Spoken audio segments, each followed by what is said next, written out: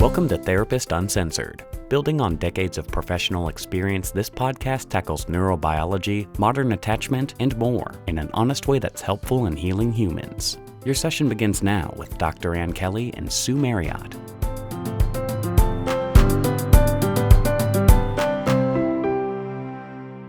Hey everyone, welcome back to Therapist Uncensored. I'm Ann Kelly. And I'm Sue Marriott. And we just got finished, literally an hour ago, with our virtual launch. And I think I could speak for both of us. We are so overwhelmed and touched. So we birthed this baby book.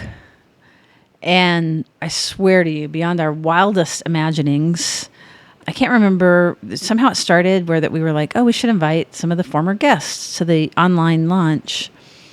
Long story short, we had the most incredible community show up for us, both as audience members, over 300 people RSVP'd, and as our invited guests. I'm still like stunned. Yeah, we decided to start, we were just going to start this episode off.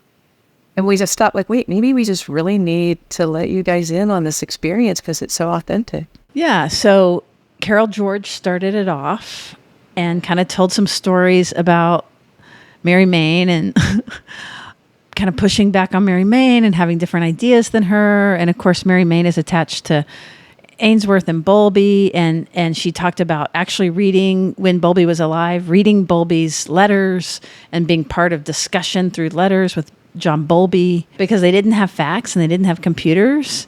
It was, this was a thing that was exciting and fun, was that there was all this fangirling and fanboying happening among the panelists. Yes. That was so fun. It was really fun. You mentioned Deborah Jegovich. What was fun is that we haven't gotten her on the podcast yet, but she, like everyone that's read anything about attachment has read her research. Yes. And she has impacted how we see and what we know about it.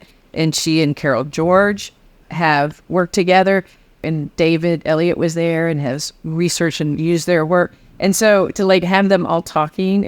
To me, one of the things that really touched me is as people kind of went around and were a little bit talking, you and I were just talking about this. There were a few personal stories about their history with me. And like Debbie Jacobitz and I having done a workshop together. Tina Payne Bryson and I meeting many, many years ago, studying directly with Dan Siegel, and she just totally remembered it, and the Beverly Hills Club and blah blah blah, and with Bonnie Baden on it, Stan Tatkin, we were all in that same cohort. And there were several little stories like that were. Sheena Young told an incredible story, and Linda Tai, who people were practically applauding when she spoke because everybody was like so anticipating, what is she going to say, because she's so beautiful. And she ended up singing a song. She sang a song about a tree, which was really meaningful to me on a number of levels. But that was just what inspired her. Glyceria wasn't able to come, but her and her partner in crime, Deborah Chapman Finley. So Deborah was there, and Deborah spoke about helping us with a chapter that had to do with race and systems. Glyceria and Deborah helped us with that. And that was the hardest chapter that we wrote in the book. So it was really good that she was happy. They weren't going to let us off. Yeah. So they were, for them to be happy, we were very happy with that. Well, one of the things I love that we talked about too, because just about everybody, most of the individuals there have been in the process of writing books or articles. And I think it was it Ariana Swartz that was talking, I can't remember. One of them I think it was her. Yes, it was. Talking about how anytime you write something, it is this interaction effect of how much you're growing as you write, because that's what we spoke about on there. And it's so true. And these people that were on there have all deeply impacted our thinking along the way and our growth as individuals. We're different. Having written, we literally are different. Right. We're different by all of those individuals and how they've helped us grow and challenge. And then to feel like we've had an impact on them was kind of really beyond expectation to really feel it. And it was really touching. It was really incredible. So we won't keep naming names. It's not the point about the special names. It's more that this community came out and gave us the feeling of like, wow, this is incredible. A bunch of people showed up. There was a lot of chat and Q&A, which is wonderful. Like, there's a historic thing. I mean, would say it's rather historic to have all of these attachment researchers and these clinicians and people that have been reading one another and meeting one another. And I really love, Anne, that it was you and I that helped bring this together and it was, I don't know, it really felt special. Also very touched that Laura Gottlieb came. That's right. Kristen Neff, that's right. One of the things she said that was touching is she said that she wished she'd had the book when she was first learning about attachment. So people like that who we've been studying with or under, like, feel like they've had an effect by something we've done, it's kind of like mind-blowing. And Laura Reagan has been so steady for us. I called it Trauma Chat, but love her. And if you haven't heard her podcast, we really encourage it. One of the things that we did was we collected everybody's bios and all of their latest work. And we'll make that available in the show notes, not so that you can see the list of names, although that was part of what was so amazing, but so that you can see everybody's newest work. And we definitely, through the whole thing, kind of wanted to support everybody doing that.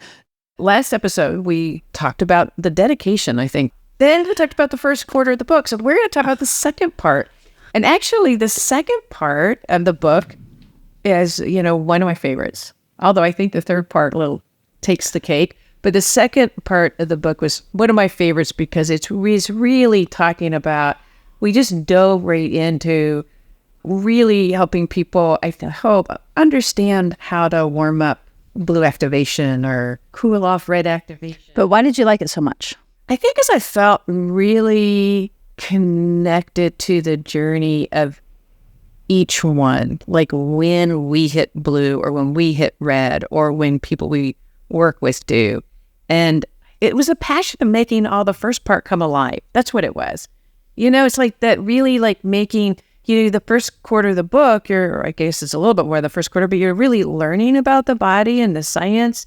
And then the work of the rest of the book is making that part feel really alive. And what Anna's saying is really true. Is like what one of the things she does is she kind of like closes her eyes and she gets into herself.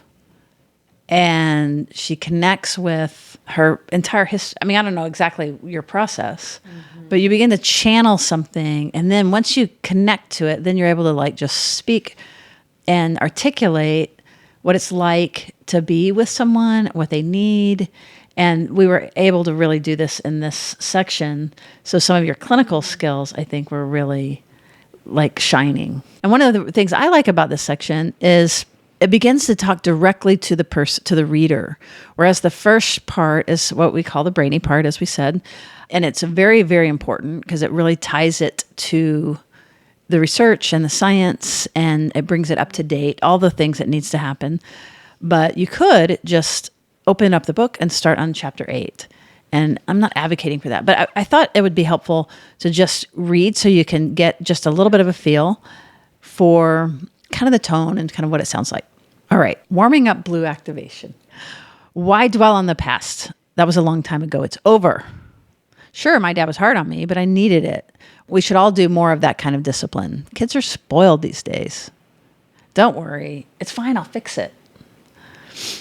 If you show your cards, people will take advantage of you. Do these remind you of anyone? Whether they sound like you or someone you care about, learning about blue-leaning activation, i.e., the tendency to avoid emotional intimacy and vulnerability, will help. Maybe someone significant in your life asks you to read this chapter. If so, we will explain why.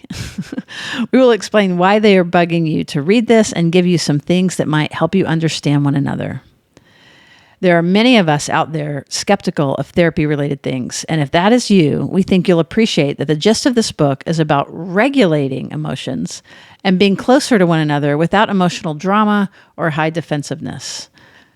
The bottom line is, even if you are a tad more isolated or lonely than you wish to be, or have people asking for more connection than you know how to give, then learning about what we call blue activation will likely help you. How's it sound to read it? It's fun. It's fun to hear. Well, and I think that we talked a lot in writing that chapter about helping people who kind of lean blue feel invited in. And I did imagine, for me, I imagine some of the, just over the years and years and years of working with people that lean blue.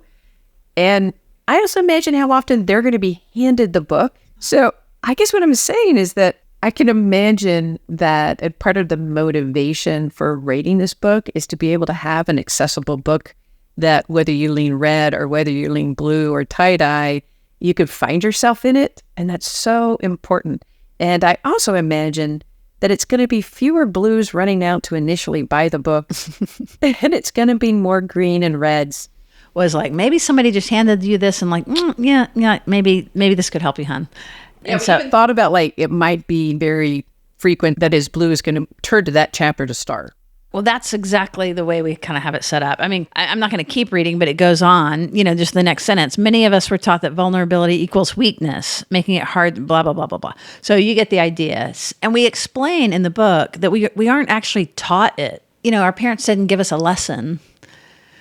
It's so much deeper than that. And we explain it in really clear terms about how it was adaptive and important. And one of the things I love, you're really good at this, which is reminding everybody that the stoicism in kind of avoidance and dismissing states of mind, the shrugs, the eye rolls, the lack of interest, the lack of memory about important emotional things, that those are all things, not the person being a jerk, but really are biologically tilted, and there's actually a shift in the way they process information.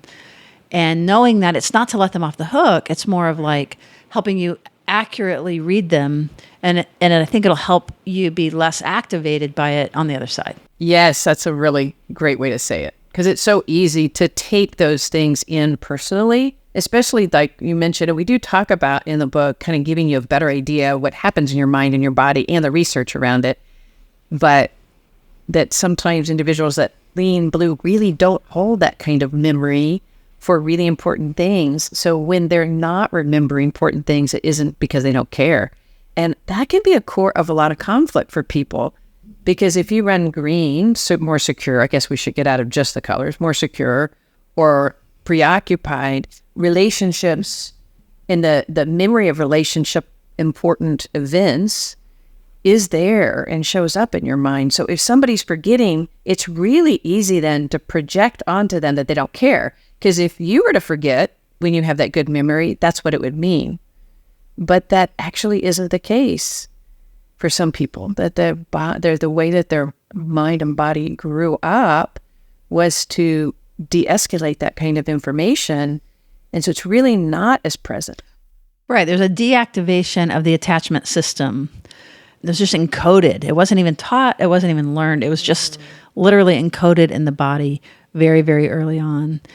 So again, this isn't to let them off the hook, that the idea is actually more to put the person who has this wiring on the hook to get curious and to begin to get wondering about their own internal states, wondering about other people's internal states. And then one of the things that I like about what we did was we got really concrete, because this is associated with kind of being concrete. And we gave like very specific instructions, like what we're talking about is that it can be threatening when somebody begins to feel emotion, when this is something that you have been wired to avoid, right? So we're walking them through, okay, your person is having emotion, so just do this. It said, use phrases such as, tell me more about that. These are things that wouldn't normally happen, right? Why do you think that is? What's your favorite part? What has you so worried? In other words, we're instructing them how to just engage and stay engaged rather than be deer in the headlights. Right. And then it goes on about like helping them process negative emotions so that we're desensitizing them so it becomes less scary. That's awesome. Yeah, that's a good example to give you a sense. We will keep going about this one. Let's go to the next chapter, but it's a really, hopefully, our intent, and so far we've been given the feedback, that it is a non-judgmental, inviting way and not a finger-waggy way to learn about your body.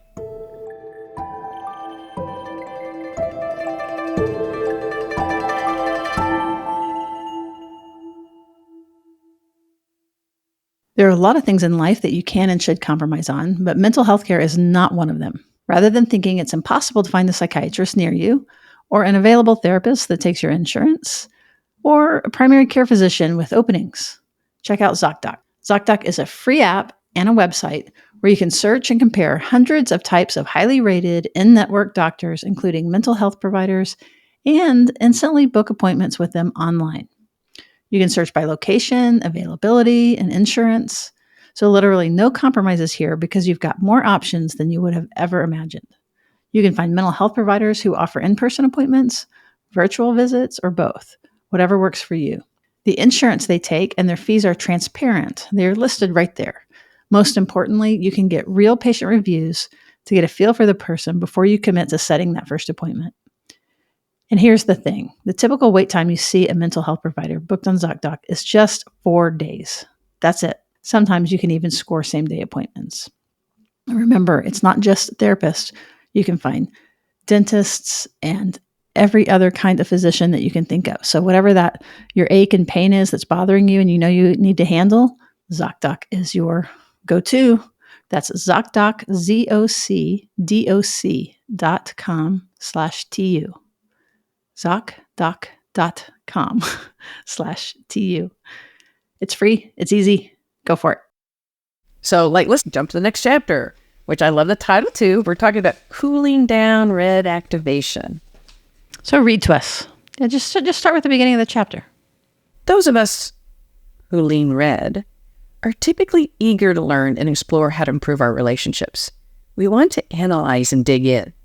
So we don't need to spend much time convincing you that deconstructing your tendencies will be helpful. We can jump right in. We'll say why we said that. You're going to find the beginning of chapter, just speaking of what we were talking about with the last chapter, we do spend some time helping somebody who leans blue decide that it's worthwhile to read this, because often it's more about how do we calm down that red person over there. And so with this one, when we lean red, we kind of know there's anxiety there, and we know, and we're pretty motivated to maintain relationships, right? Yeah, we didn't have to sell it. Yeah. They're going to be the ones reading the book, and they're going to probably want to read, not they, right? When we lean in when we can fall into a preoccupied state, then we get highly activated related to our attachment system. So then we're very interested in the minds of other people, and we're very interested in our own mind.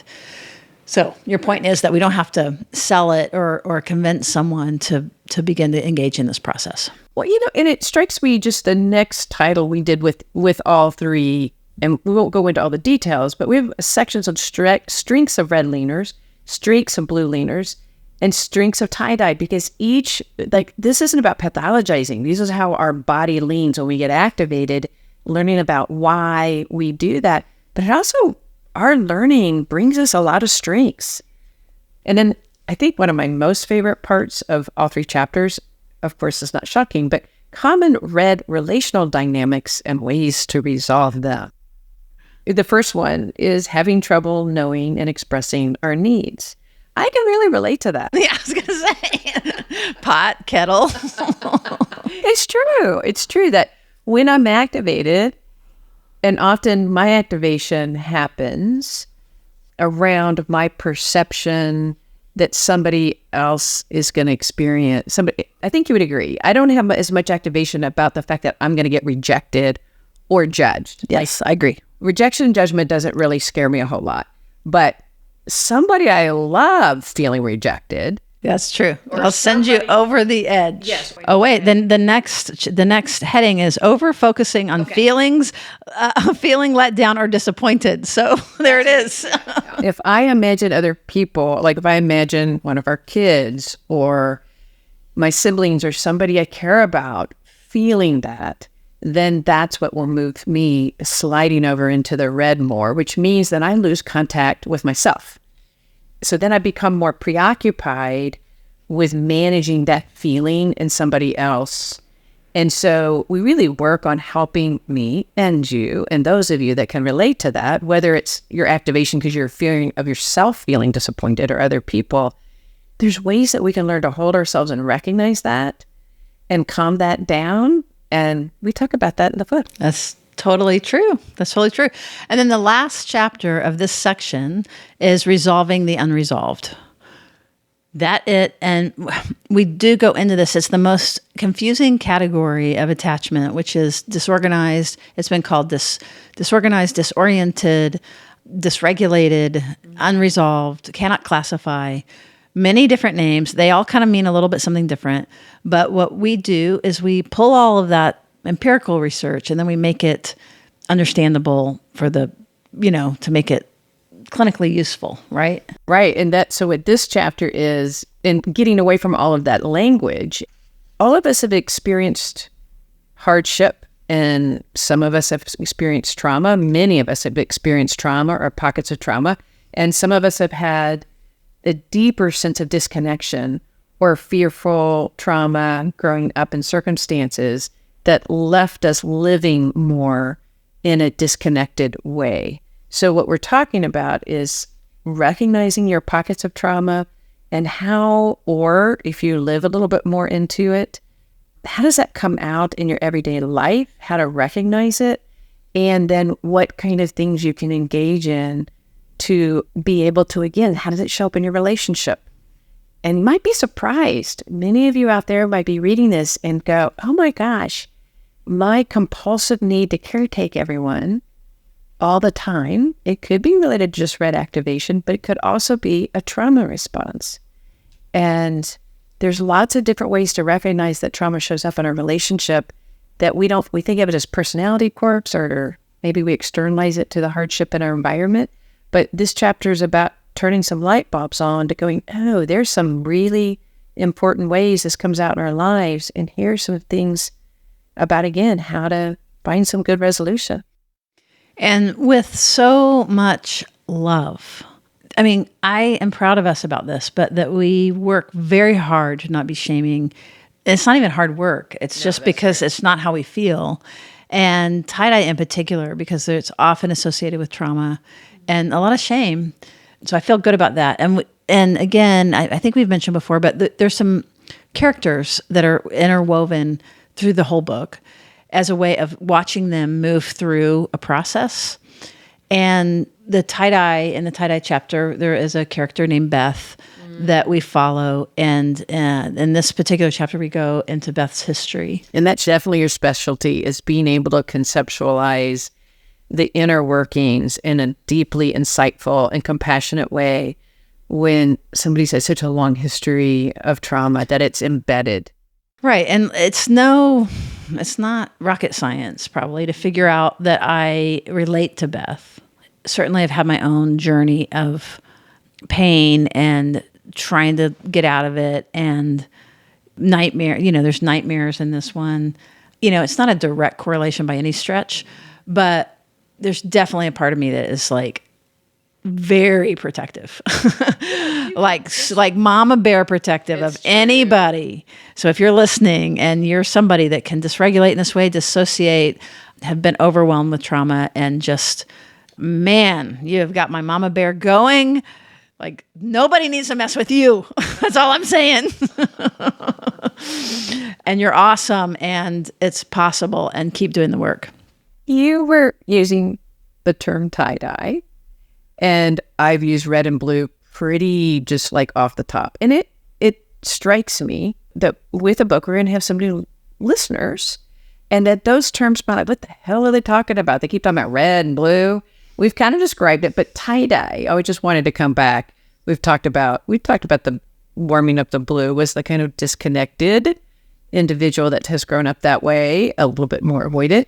And that red is those that get more activated, warm, and a little bit more anxious. Tie-dye, the reason we use the color tie-dye is that it's a mixture of those strategies. It can have secure green, it can have red, it can blue. So when you hit in a more traumatized way, sometimes we can see that. So that's what it was. It struck me that when you kept saying tie-dye, it's a mix of strategies. It can feel confusing and overwhelming. We describe it as a puddle, a tie-dye puddle, because when you hit it, it can feel confusing. And we all have our little pockets of tie-dye. Most of us do, I will say. We don't necessarily live there. So anyway, when you get the book, you'll understand the colors more. but I just realized that was what it was. I just want to say, what are we talking about with? Aren't y'all relieved? I'm relieved. Okay. Whew, that would have been incomplete. All right. So that's it. That's it. Okay, then next episode we're going to do part 3. I mean, the last part. And then the book launch will be over. We are both very happy the book launch is going to be over. Yes, and I'm imagining y'all will also be happy. If you have the book and you're following the book, please get on Amazon or on Goodreads or wherever you get your books and leave us a rating and review for Secure Relating, Holding Your Own in an Insecure World. It helps others discover it. Yes. And we're in this period that it matters a lot. They're doing algorithms or whatever to pick up like what books are get it being excited about. So, all right. Thanks for joining us today. Thank you for joining all those that attended our virtual launch. Thank you so much. And by the way, we recorded that virtual launch.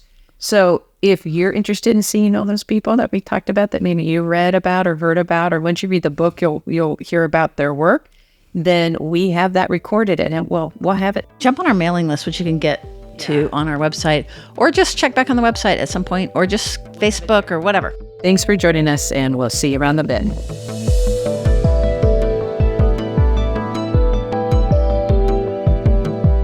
Therapist Uncensored is Ann Kelly and Sue Marriott. This podcast is edited by Jack Anderson.